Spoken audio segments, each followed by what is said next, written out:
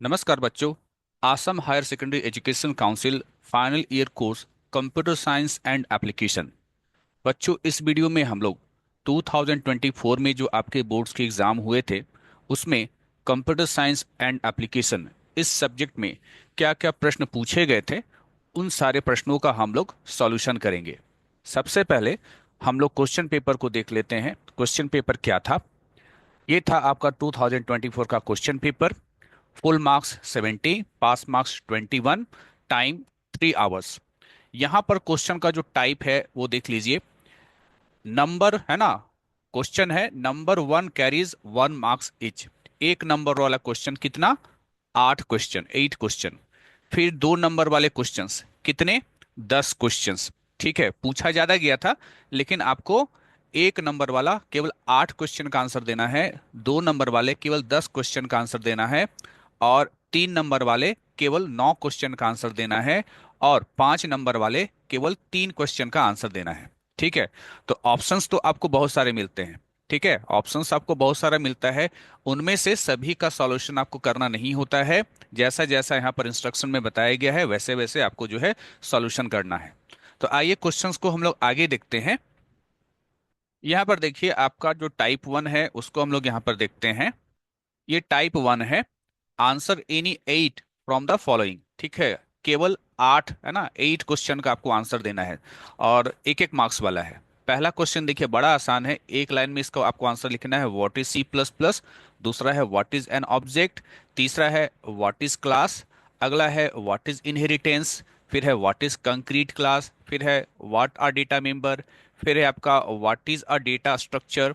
फिर आपको यहाँ पर पूछा गया है give examples of non linear data structure. ठीक है, तो एक क्वेश्चन, 2, 3, 4, 5, 6, 7, 8। ठीक है, 8 के बाद देखिए यहाँ पर जो है ये 9वां क्वेश्चन है, व्हाट इज सिक्वेंशियल एलोकेशन। ठीक है, 9 के बाद देखिए यहाँ पर ये 10वां क्वेश्चन है, व्हाट इज लिफो। ये आपका 11वां क्वेश्चन है। 11th क्वेश्चन है, give 2 examples of header files used in C++। ये 12th नंबर क्वेश्चन है, व्हाट इज डेटाबेस। ये 13 नंबर क्वेश्चन है, व्हाट इज लैन।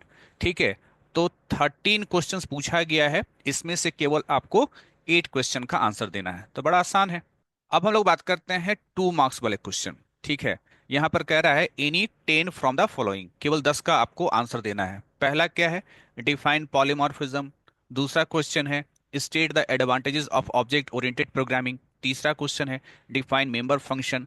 चौथा क्वेश्चन है डिफाइन कंस्ट्रक्टर। पांचवा क्वेश्चन है डिफाइन पॉइंटर। छठा क्वेश्चन है define non primitive data structure. Seventh number है डिफाइन 2 डायमेंशनल एरे। 8 है आपका give example of DBMS। Ninth number question है state the categories of SQL. 10th number question है state 2 uses of Boolean algebra.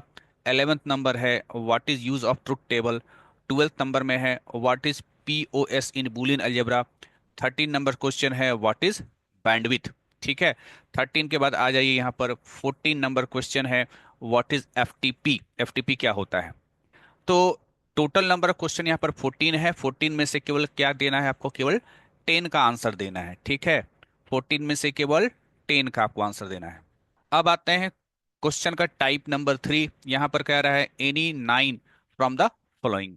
ठीक है, और हर एक क्वेश्चन के लिए आपको 3 मार्क्स मिलेंगे। ठीक है, तो पिछला वाला 2 मार्क्स वाला क्वेश्चन था और ये जो टाइप 3 है ये 3 मार्क्स वाला क्वेश्चन है। तो याद रखना है, जितने ज्यादा मार्क्स का क्वेश्चन होगा आंसर उसको उसके हिसाब से बड़ा या छोटा लिखना है। तो पहला क्वेश्चन क्या है? Explain the concept of function overloading. दूसरा कंसेप्ट है briefly describe the concept of base class and derive class, है ना, बेस क्लास और डिराइव क्लास का के बारे में डिस्क्राइब करना है। तीसरा क्वेश्चन है describe about dynamic memory allocation. चौथा क्वेश्चन है compare static data structure with dynamic data structure. पांचवा क्वेश्चन है write the difference between primary key and candidate key. आगे बढ़ें। 6 नंबर क्वेश्चन देखिए, state the application of Karnaugh map. 7th number question देखिए give examples of different data transfer rates. 8 number question देखिए differentiate वैन and MAN. 9th number question देखिए write 3 properties of XML। ठीक है, 9 के बाद जो है 10 नंबर क्वेश्चन है state the differences between worm and Trojan horse. Question number 11 है compare 3G with 4G technology. Question number 12 है state the uses of different aggregate functions in SQL. Question number 13 है describe the operations applicable to queue. Out of 13 आपको केवल 9 question का answer देना है। ठीक है, तो 13 में से 9 आप दे सकते हैं आंसर। अब बात करते हैं क्वेश्चन का टाइप 4। यहाँ पर जितना क्वेश्चन दिया गया है उनमें से केवल 3 का आंसर लिखना है। ठीक है, और एक क्वेश्चन के लिए आपको 5 मार्क्स मिलेंगे। तो 3 क्वेश्चन के लिए 5 इंटू 3 15 मार्क्स मिलेगा। क्वेश्चन नंबर 1 है explain the differences between stack and queue. यहाँ स्टैक है, यहाँ स्टॉक लिख दिया, स्टैक होगा। Second number question write a C plus plus program to create matrix of order 4 into 4। एक सी प्लस प्लस में प्रोग्राम लिखना है मैट्रिक्स का। क्वेश्चन नंबर 3 है explain 3 different network topology. 3 network topology के बारे में लिखना है। क्वेश्चन नंबर 4 है explain the concept of cyber law and cyber crimes.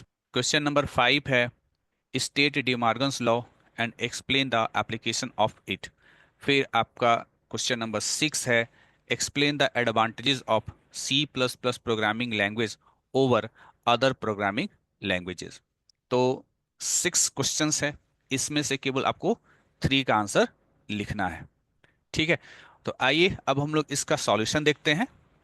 Now solution देखिए 2024 कंप्यूटर साइंस एंड एप्लीकेशंस। ठीक है, तो यहाँ सॉल्यूशन देखिए, पहला क्वेश्चन का जो टाइप जो 1 मार्क्स वाला है ना, answer any 8 from the following 1 marks वाला है।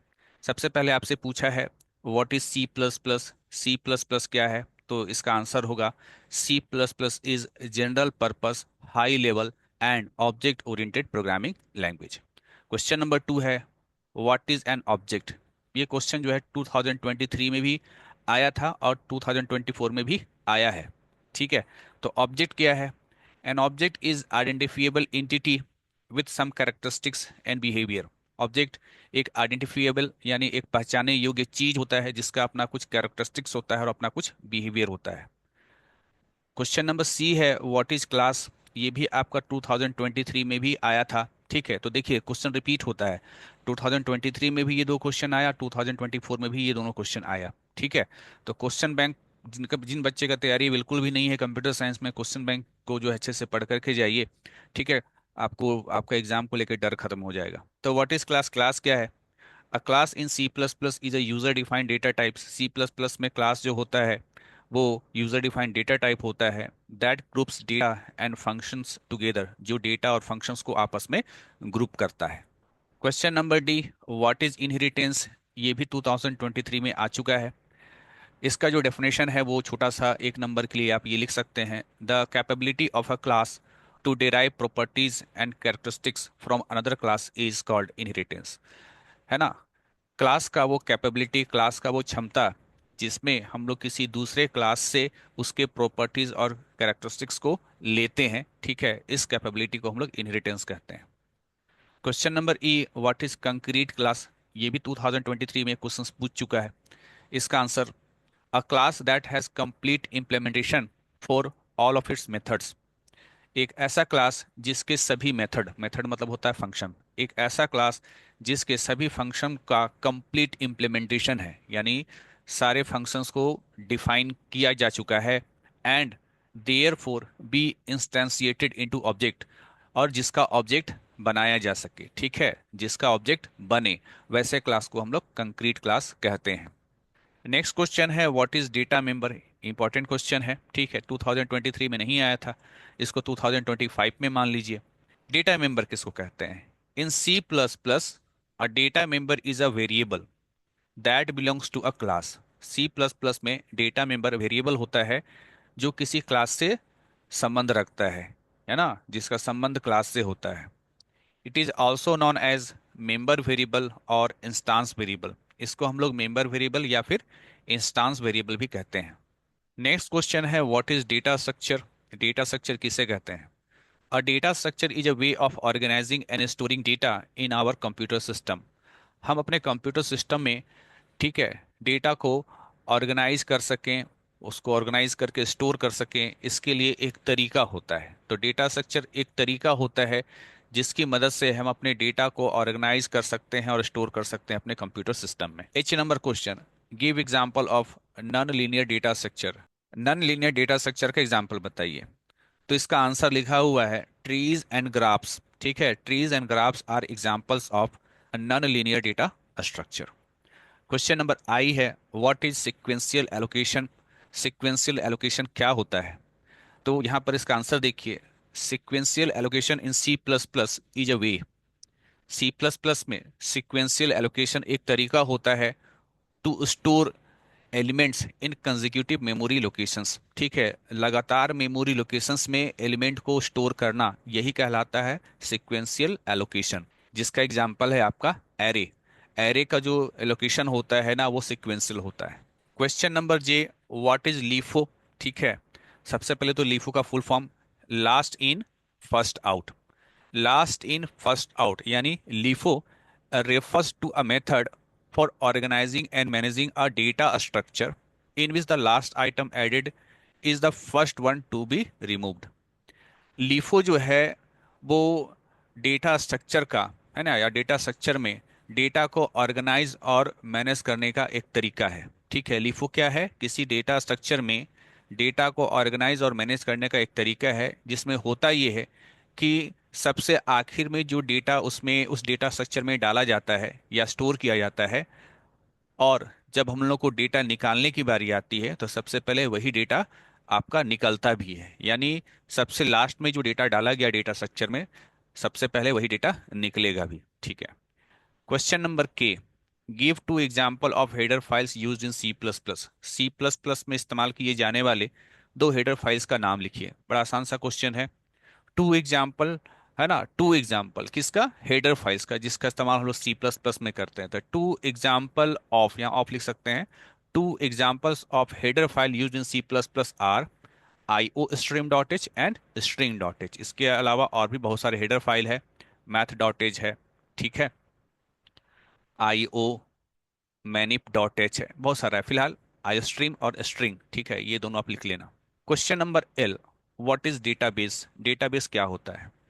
A database is an organized collection of structured information और डेटा। डेटाबेस जो है वो स्ट्रक्चर्ड डेटा या इंफॉर्मेशन का ऑर्गेनाइज्ड कलेक्शन होता है। ठीक है, typically stored electronically in a computer system, जिसको नॉर्मली हम इलेक्ट्रॉनिकली स्टोर करते हैं कंप्यूटर सिस्टम में। कंप्यूटर सिस्टम में जो भी चीज़ें स्टोर होती है ना, उसके बारे में क्या कहा जाता है कि वो इलेक्ट्रॉनिकली कंप्यूटर में स्टोर हुआ है। ठीक है, इलेक्ट्रॉनिकली कहिए या डिजिटली कहिए। ठीक है, तो डेटाबेस जो है वो ऑर्गेनाइज कलेक्शन होता है स्ट्रक्चर्ड इंफॉर्मेशन या डेटा का, जिसको कि हम लोग इलेक्ट्रॉनिकली कंप्यूटर सिस्टम में स्टोर करते हैं। क्वेश्चन नंबर एम है, व्हाट इज लैन। तो लैन के बारे में क्या है ये लिखना है। A LAN that is local area network is a network of devices that are connected in a small physical location like home, office और building। LAN जो है वो उन डिवाइसेस का एक नेटवर्क होता है या डिवाइसेस का नेटवर्क होता है, जिसको आप कनेक्ट करते हैं छोटे से फिजिकल लोकेशन में, यानी छोटे से एरिया में। जैसे कि घर हो गया या कोई ऑफिस हो गया या कोई एक बिल्डिंग हो गया, तो किसी घर, ऑफिस या बिल्डिंग में, है ना, कंप्यूटर्स या अन्य डिवाइसेस को जोड़ करके जो हम नेटवर्क बनाते हैं, उस छोटे से नेटवर्क को हम लोग लैन कहते हैं। अब हम लोग आते हैं टाइप 2 क्वेश्चन। यहाँ पर कहा गया है एनी, है ना, answer any 10 from the following. केवल 10 का, केवल 10 क्वेश्चंस का ही आपको आंसर देना है, और प्रत्येक क्वेश्चन के आंसर के लिए आपको 2 मार्क्स मिलेंगे। सबसे पहला क्वेश्चन है डिफाइन पॉलीमॉर्फिज्म। ये क्वेश्चन 2023 में भी पूछा गया था और 2024 में भी पूछा गया है। ठीक है, तो पॉलीमॉर्फिज्म के बारे में लिखना है। ठीक है, 2 नंबर के लिए है तो कम से कम 4 लाइन का इसका आंसर होना चाहिए। Polymorphism is a feature in object-oriented programming that allows method or object to take more than one form। Polymorphism object oriented programming का एक फीचर होता है जो अलाउ करता है कि जो मेथड हो या जो ऑब्जेक्ट हो वो एक से ज़्यादा रूप को ले सकें, एक से ज़्यादा फॉर्म को ले सकें। ठीक है, तो एक से ज़्यादा फॉर्म लेना, यही फीचर क्या कहलाता है? पॉलीमॉर्फिज्म कहलाता है। इसके लिए, है ना, इसको समझने के लिए हम लोग एक रियल वर्ल्ड जो है एग्जाम्पल को देखते हैं। A real world example of polymorphism is shape object. ठीक है, शेप, है ना, आकृति हम लोग बोलते हैं। तो शेप जो है, मान लीजिए एक ऑब्जेक्ट है, तो इसको कैसे समझते हैं पॉलीमॉर्फिज्म के तौर पर? यहाँ देखिए, a circle, rectangle, triangle, all are shapes circle भी, रेक्टेंगल भी और ट्रायंगल भी। ये सर्कल होता है, ये रेक्टेंगल होता है और ये ट्रायंगल होता है। ये सभी क्या है? ये सभी शेप है। ठीक। Etch has a method called area. सभी में एक मेथड होगा एरिया नाम का, यानी सभी का आप एरिया निकाल सकते हो, है ना, सर्कल का भी, रेक्टेंगल का भी और ट्रायंगल का भी। But the way the area is calculated depend on the specific shape. लेकिन सभी का एरिया निकालने का तरीका अलग अलग होगा। ठीक है। तो एरिया तो ठीक है, एरिया हम लोग यहाँ पर निकालेंगे। एरिया क्या हो गया? एरिया हमारा एक मेथड हो गया। लेकिन मेथड सबका सेम है, नाम सबका क्या है? सेम है। लेकिन एरिया निकालने का तरीका बदल जाएगा। तो आप क्या देख रहे हैं? एरिया का तीन अलग अलग रूप हो जाएगा। कैसे? सर्कल के लिए एरिया निकालते हैं अलग तरीके से, रेक्टेंगल के लिए एरिया निकालेंगे अलग तरीके से, और ट्रायंगल के लिए एरिया निकालेंगे अलग तरीके से। तो यहाँ पर देख रहे हैं ना, एक से ज्यादा फॉर्म हो गया, एक से ज्यादा रूप हो गया। किसका? एरिया का। तो ये हो गया आपका पॉलीमॉर्फिज्म। नेक्स्ट क्वेश्चन है, state the advantages of object oriented programming language. ठीक है, अब चूंकि 2 मार्क्स के लिए लिखना है तो इसका आंसर हम लोग छोटा लिखेंगे। ठीक है, नहीं तो इसका जो एडवांटेजेस है वो तो बहुत सारा होता है, 8-10 एडवांटेजेस होते हैं। ठीक है, यहाँ कम से कम अगर आप केवल 2 पॉइंट भी लिख देंगे तो आपके लिए काफ़ी है। मैंने यहाँ पर 3 पॉइंट लिखा है। ठीक है, जैसे 3 नंबर के लिए पूछे तो 3 पॉइंट लिख देना, 2 नंबर के लिए पूछे तो 2 ही पॉइंट लिखना। तो ठीक है, तो 2 नंबर के लिए केवल 2 ही पॉइंट आप याद कर सकते हो। पहला क्या एडवांटेज है ऑब्जेक्ट ओरिएंटेड प्रोग्रामिंग का? Code reusability. जो आप C++ में प्रोग्राम कोड लिखते हैं ना, उसका रीयूज। यह बताया गया है कि we can use same code for different parts of your program, your या आवर। सेम कोड को हम अपने प्रोग्राम के डिफरेंट पार्ट्स के लिए यूज कर सकते हैं। कैसे? By creating classes. तो हम क्लास बना करके, है ना, हम क्लास बना करके सेम कोड को अपने प्रोग्राम के डिफरेंट डिफरेंट पार्ट्स में इस्तेमाल कर सकते हैं। That act as blueprint for object. जो क्लास होता है ना, वो किसी ऑब्जेक्ट के लिए एक ब्लूप्रिंट की तरह काम करता है, जो कि आपके समय को भी बचाएगा और आपके एफर्ट यानी आपके मेहनत को भी बचाएगा। तो कोड को रीयूज करके हम अपना समय भी बचा पाते हैं और अपना मेहनत को भी बचा पाते हैं। अगला जो इसका एडवांटेज है वो है मॉड्युलैरिटी। मॉड्युलैरिटी का मतलब क्या होता है? Break down large projects into smaller. एक बड़े प्रोजेक्ट को या एक बड़े प्रोग्राम को ऐसे भी समझ सकते हैं, एक बड़े प्रोजेक्ट को हम लोग ब्रेक डाउन कर देते हैं छोटे छोटे टुकड़ों में। Independent modules making it easier to understand and modify specific parts without affecting the whole program. इसका मतलब ये हो गया, एक बड़े प्रोजेक्ट को छोटे छोटे इंडिपेंडेंट टुकड़ों में बांट दीजिए। तो ये जो इंडिपेंडेंट टुकड़ा होगा इसके मॉड्यूल कहेंगे। ठीक है, उसको क्या कहेंगे? इसको मॉड्यूल कहेंगे। जैसे अगर आप एक बाइक लीजिए, बाइक का अपना अलग अलग सेक्शन होता है। ठीक है, उसका जो इंजन है वो एक अलग सेक्शन हो गया। ठीक है, उसका जो है ब्रेक वाला जो सेक्शन है वो अलग हो गया, है ना। तो वो अलग अलग सेक्शन हो गया। बाइक बनता भी वैसे ही है, उसका चेचिस अलग बनता है, उसका इंजन कहीं और बनता है, उसका बॉडी कहीं और बनता है। तो वो क्या हो गया? इंजन एक मॉड्यूल हो गया, उसका जो है ना, उसका बॉडी एक मॉड्यूल हो गया, उसका चेचिस जो हो गया वो आपका एक अलग मॉड्यूल हो गया। तो अलग अलग मॉड्यूल होने से क्या होता है? हमारा काम आसान होता है। ठीक है, अलग अलग फैक्ट्री में अलग अलग पार्ट्स बन करके आया और लास्ट में एक जगह जाकर के उसको असेंबल कर दिया गया। तो इससे क्या होता है? हमारा काम आसान होता है। तो मॉड्युलरिटी भी जो है एक फीचर है ऑब्जेक्ट ओरिएंटेड प्रोग्रामिंग का, जहां पर हम लोग किसी बड़े प्रोजेक्ट को छोटे छोटे टुकड़ों में बांटते हैं। और इससे हमारा क्या हो जाता है? हम लोगों को उसमें काम करना आसान हो जाता है, उसको समझना आसान हो जाता है। नेक्स्ट आपका पॉइंट है मेंटेबिलिटी, मेंटेन करना। ठीक है, when we need to change something, जब भी हम कुछ चेंज करना चाहते हैं, we can focus on updating a single object without having to rewrite large section of code. जब भी हम लोग को चेंज की आवश्यकता होती है, किसी प्रकार के सुधार की आवश्यकता होती है अपने प्रोग्राम में, तो हमारा फोकस होता है किसी एक ऑब्जेक्ट को अपडेट करने में। कोई एक सेक्शन को जाकर के हम अपडेट करेंगे, केवल एक सेक्शन में जाके काम करेंगे।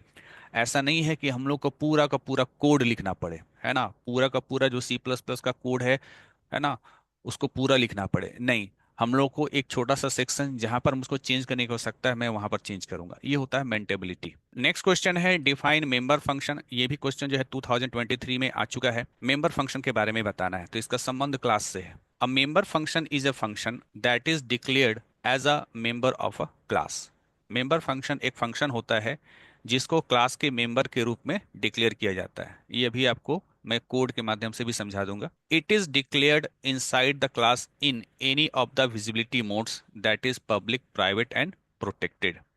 ये जो आपके मेंबर फंक्शन होते हैं ये क्लास के अंदर, इनमें से 3 जो विजिबिलिटी मोड होते हैं उसमें से किसी भी प्रकार का हो सकता है। पब्लिक मेंबर फंक्शन भी हो सकता है, प्राइवेट मेंबर फंक्शन भी हो सकता है और प्रोटेक्टेड मेंबर फंक्शन भी हो सकता है। And it can access all the data member of the class. और ये जितने भी मेंबर फंक्शन होते हैं ना, वो उस क्लास के जितने भी डेटा मेंबर होते हैं, मतलब जितने भी वेरिएबल होते हैं, वो सभी को एक्सेस कर सकता है। ठीक है, तो याद रखिएगा, क्लास के मेंबर फंक्शन उस क्लास के सभी डेटा मेंबर यानी सारे वेरिएबल को एक्सेस कर सकता है। If the member function is defined inside the class definition, it can be defined directly inside the class। अगर किसी मेंबर फंक्शन को क्लास के अंदर डिफाइन करना है तो आप उसको डायरेक्टली डिफाइन कर सकते हैं, नॉर्मली डिफाइन कर सकते हैं अदरवाइज। लेकिन अगर आप किसी मेंबर फंक्शन को क्लास के बाहर डिफाइन करना चाहते हैं, we need to use the scope resolution operator to declare the member function in C plus plus outside the class. तो यहाँ पर कहता है कि अगर किसी मेंबर फंक्शन को क्लास डिफिनेशन के बाहर जाके डिफाइन करना है तो स्कोप रिजोल्यूशन ऑपरेटर का इस्तेमाल करना पड़ता है। तो ये जो बातें आपको बताई गई हैं, ये उन बच्चों को समझ में आएगा जो लोग क्लास ऑब्जेक्ट ये चैप्टर पढ़े हैं। ठीक है, आइए इसको कोड के माध्यम से समझते हैं कि मेंबर फंक्शन कहते किसको हैं। चाहे तो अगर आप ये कोड ना भी लिखे तो काम चलेगा, क्योंकि 2 नंबर के लिए आप ये जो 4 लाइन का डेफिनेशन लिख देते हैं तो भी आपका काम चल जाएगा। लेकिन मेंबर फंक्शन को समझने के लिए ये कोड अगर आप समझ लेते हैं तो समझना आपके लिए आसान होगा, और अगर आंसर में लिख देते हैं और अच्छी बात है। सबसे पहले देखिए क्लास कैसे बनता है। सबसे पहले हम लोग क्लास कीवर्ड लिखते हैं, ठीक है, उसके बाद क्लास का नाम लिखा जाता है, फिर ओपनिंग कर्ली ब्रेसेस, उसके बाद यहाँ पर बताया गया है डेटा मेंबर्स। ठीक है, डेटा मेंबर्स मतलब वेरिएबल्स। इसके बाद पब्लिक सेक्शन में यहाँ ये कमेंट है, ठीक है, कमेंट हो सकता है बच्चे जानते होंगे। तो पब्लिक सेक्शन में हम एक फंक्शन यानी एक मेंबर फंक्शन बना रहे हैं जिसका नाम है फंक्शन नेम 1। उस फंक्शन का रिटर्न टाइप होगा, ठीक है, और उसका जो है आपका आर्गुमेंट होगा। अब देखिए, जिनको फंक्शन समझ में नहीं आता है तो फाइनल ईयर कोर्स का कुछ लेक्चर्स आपका जो है डाला हुआ है, ठीक है, लेक्चर्स में जाकर के लेक्चर्स भी जाकर के देख सकते हैं, बहुत सारा कंसेप्ट आपका क्लियर होगा। तो यहाँ पर हम लोग जो है पब्लिक सेक्शन में हम लोगों ने एक मेंबर फंक्शन यहाँ पर डिक्लेयर किया है। उसके बाद हम लोग यहाँ पर एक दूसरा मेंबर फंक्शन यहाँ पर क्या कर रहे हैं, डिफाइन कर रहे हैं क्लास के अंदर ही। ये मेरा दूसरा फंक्शन का नाम है, ये इसका रिटर्न टाइप है, ये आर्गुमेंट लिस्ट है। और यहाँ देखिए ओपनिंग कर्ली ब्रेसेस और क्लोजिंग कर्ली ब्रेसेस है, यानी हम लोग यहाँ पर फंक्शन को क्या कर दे रहे हैं, डिफाइन कर दे रहे हैं। तो इस वाले फंक्शन और पिछले वाले में क्या डिफरेंस है देख लीजिए। पिछले वाले में देखिए यहाँ पर लास्ट में सेमीकोलन लगा दिया है और आगे कोई ओपनिंग और कोई क्लोजिंग ब्रेसेस नहीं है, ना तो कोई कोड है। कहने का मतलब है कि ये जो फंक्शन है ना मेंबर फंक्शन, इसको शायद हम लोग क्लास के बाहर डिफाइन करेंगे, इसलिए इसको इस तरीके से लिखा गया है। नाउ जो दूसरा हमारा जो फंक्शन था, वो फंक्शन को हम लोगों ने क्लास के अंदर ही डिफाइन कर लिया है, इसलिए यहाँ पर कहाँ पर, इस जगह पर कोई सेमीकोलन हम लोग नहीं लगाए हैं। ठीक है, सेमीकोलन नहीं लगाए हैं मतलब हम इस फंक्शन को क्लास के अंदर ही क्या कर रहे हैं, डिफाइन कर रहे हैं। तो जिन बच्चों ने क्लास एंड ऑब्जेक्ट पढ़ा है उनको समझ में आएगा, अन्यथा थोड़ा सा समझने में आपको दिक्कत होगा। आगे चलते हैं। अगला क्वेश्चन है डिफाइन कंस्ट्रक्टर। ये भी क्वेश्चन 2023 में आया है। तो आप देख रहे हैं कि मैक्सिमम क्वेश्चंस जो है रिपीट होते हैं। ठीक है, कम से कम उतना तो रिपीट जरूर होता है कि आप जो है 50-60% मार्क्स आसानी से ला सकते हैं। तो आइए देखते हैं, सबसे पहले जानते हैं डिफाइन कंस्ट्रक्टर। कंस्ट्रक्टर क्या होता है? A constructor is a special member function of a class in C plus plus that is automatically called when an object of that class is created. Constructor एक स्पेशल मेंबर फंक्शन होता है class में, ठीक है, जो कि automatically call होता है। फंक्शन ऑटोमेटिकली कॉल होता है जब भी हम उस क्लास का ऑब्जेक्ट क्रिएट करते हैं। ठीक है, तो कंस्ट्रक्टर एक स्पेशल मेंबर फंक्शन होता है किसी क्लास में, है ना, सी प्लस प्लस में, जो कि ऑटोमेटिकली कॉल होता है जब भी हम उस क्लास का ऑब्जेक्ट क्रिएट करते हैं। Its main purpose is to initialize the object's data members with default और यूजर प्रोवाइडेड वैल्यू। इसका मुख्य पर्पस ये होता है कि ऑब्जेक्ट के जो डेटा होते हैं, ऑब्जेक्ट के डेटा का मतलब होता है क्लास के अंदर जो वेरिएबल होता है उसके बारे में कह रहा है। तो ऑब्जेक्ट के जो डेटा होते हैं, है ना, ऑब्जेक्ट के जो डेटा मेंबर होते हैं, उसको या तो किसी डिफॉल्ट वैल्यू से या फिर यूजर प्रोवाइडेड वैल्यू से उसको इनिशियलाइज करना। Constructor have the same name as the class and do not have a return type. Constructor function का नाम वही होता है जो कि क्लास का नाम होता है और इसका कोई रिटर्न टाइप नहीं होता है। इसके लिए भी हम लोगों ने एक छोटा सा कोड यहाँ पर लिखा है, has include iostream dot H using name space STD. Class का नाम है माई क्लास और क्लास यहाँ से, क्लास का डेफिनेशन यहाँ से शुरू हो रहा है। अब इसके पब्लिक सेक्शन में एक वेरिएबल है यानी एक डेटा मेंबर है जिसका नाम वैल्यू है। फिर हम लोग यहाँ कमेंट लिख करके बता रहे हैं कि देखो हम कंस्ट्रक्टर बनाने जा रहे हैं। देखिए यहाँ पर लिखा हुआ है माई क्लास, ये फंक्शन है, ठीक है, और इंट भी ये आर्गुमेंट है, और इस फंक्शन का कोई रिटर्न टाइप नहीं है। साथ ही साथ आप देख रहे हैं कि ये जो क्लास का नाम है, ये नाम वही है जो कि क्लास का नाम है। तो आप तुरंत पहचान जाइए कि ये क्या है, ये हमारा एक कंस्ट्रक्टर फंक्शन है। कैसे पहचान गए? पहला, इसका नाम, इस फंक्शन का नाम वही है जो कि क्लास का नाम है। दूसरा, इसका कोई रिटर्न टाइप नहीं है, इस फंक्शन का कोई रिटर्न टाइप नहीं है। तो ये क्या कहलाएगा? ये कंस्ट्रक्टर फंक्शन कहलाएगा। अब इस कंस्ट्रक्टर फंक्शन में क्या बताया गया है? तो कंस्ट्रक्टर फंक्शन में ये बताया गया कि ये फंक्शन का डेफिनेशन यहाँ शुरू हो रहा है और यहाँ पर बंद हो रहा है, और यहाँ लिखा गया है value is equal to v. तो ये अगर वैल्यू के बारे में अगर हम लोग यहाँ पर बात करें तो आप चीज़ गौर करना कि वैल्यू जो है ये आपका डेटा मेंबर था, और इस डेटा मेंबर वैल्यू में हम वी का वैल्यू को स्टोर करा रहे हैं। कहने का मतलब जो मेरा डेटा मेंबर है उसको हम इनिशियलाइज कर रहे हैं वी वैल्यू से, ठीक है। वी का वैल्यू वैल्यू को मिल रहा है, तो डेटा मेंबर को एक वैल्यू मिल रहा है, और ये काम किसके अंदर हो रहा है? इस कंस्ट्रक्टर फंक्शन के अंदर हो रहा है। तो हम लोग डेफिनेशन में पढ़े भी थे, कंस्ट्रक्टर क्या करता है? Initialize the object with a value. उसके बाद यहाँ पर देखिए, हमारा ये जो क्लास यहाँ शुरू हुआ था इस जगह पर, ये क्लास यहाँ पर हमारा क्या हो गया? आखिर में बंद हो गया, यानी क्लास का डेफिनेशन यहाँ पर बंद हो गया। नाउ इसके बाद हम लोग आते हैं मेन फंक्शन में। मेन फंक्शन आप लोग जानते हैं, ठीक है, बहुत सारा वीडियो मैंने बना करके रखा हुआ है, आपका प्लेलिस्ट जा करके चेक करना, क्लास 12 का जो है आपका लेक्चर्स का। ये हमारा मेन फंक्शन है। मेन फंक्शन में हम लोग यहाँ पर लिखे क्लास का नाम माई क्लास, ओबीजे ये मेरा ऑब्जेक्ट का नाम है, और यहाँ पर हम एक आर्गुमेंट पास करा रहे हैं ऑब्जेक्ट बनाते वक्त, ठीक है। तो जैसे हम ऑब्जेक्ट बनाएंगे वैसे ही कंस्ट्रक्टर फंक्शन कॉल होगा। जैसे ही कंस्ट्रक्टर फंक्शन कॉल होगा, आप कंस्ट्रक्टर फंक्शन के पास जाएंगे, ये जो 10 है ना, ये 10 जो है मिल जाएगा किसको? वी को, ठीक है। ये 10 मिल जाएगा वी को, और यही वी का जो वैल्यू 10 ये किसको मिल जाएगा? वैल्यू को। तो इस प्रकार से हम लोग जो है क्लास का जैसे ऑब्जेक्ट बनाए वैसे ही कंस्ट्रक्टर कॉल हुआ, और कंस्ट्रक्टर कॉल होते ही ये जो वैल्यू नाम का आपका डेटा मेंबर था उसको वैल्यू 10 मिल गया, यानी वो इनिशियलाइज हो गया। फिर अगली लाइन में यहाँ लिख रहे हैं C out value, double quote के अंदर है, value equal to OBJ dot value. तो क्या होगा? हम लोगों का जो भी वैल्यू में वैल्यू स्टोर हुआ था 10, वो आपका क्या होगा? प्रिंट हो जाएगा। अब यहाँ ओबीजे डॉट वैल्यू क्यों लिखा हुआ है, ठीक है, तो ये सब के लिए भी आपको थोड़ा सा जानना पड़ेगा सी प्लस प्लस में क्लास एंड ऑब्जेक्ट। फिलहाल के लिए बता दूं कि वैल्यू चूंकि मेरा एक पब्लिक वेरिएबल था, देखिए यहाँ पर क्या है? वैल्यू मेरा क्या है? एक पब्लिक मेंबर है। और पब्लिक मेंबर को कैसे एक्सेस करते हैं? ऑब्जेक्ट के साथ डॉट ऑपरेटर लगा करके। तो हमने यहाँ पर क्या किया? ऑब्जेक्ट के साथ डॉट ऑपरेटर लगा करके हमने वैल्यू नाम के पब्लिक मेंबर को जो है एक्सेस किया। तो ये क्या प्रिंट करेगा? ये प्रिंट करेगा यहाँ पर 10, ये आउटपुट बता दिया गया है। तो मैंने चीज़ों को बताया है, ठीक है, कि किस तरीके से जो है आपका कंस्ट्रक्टर काम करता है। खैर आपको यहाँ तो कंस्ट्रक्टर का डेफिनेशन लिखना था, और अगर आप इस प्रोग्राम को लिख देते हैं तो अच्छी बात है। जैसे मान लीजिए यही क्वेश्चन आपका जो है ज़्यादा मार्क्स के लिए पूछता, 3 मार्क्स के लिए पूछता, तो आप डेफिनेशन के साथ साथ आप इस कोड को भी लिख सकते हैं। 2 मार्क्स के लिए पूछ रहा है तो केवल डेफिनेशन ही आप लिख दो। तो मैंने क्वेश्चंस का जो सॉल्यूशन है थोड़ा सा बड़ा भी कहीं कहीं लिखा है, इसलिए लिखा है ताकि अगर वही क्वेश्चन ज़्यादा मार्क्स के लिए पूछे तो आप इसी आंसर से अपना काम चला सकते हैं।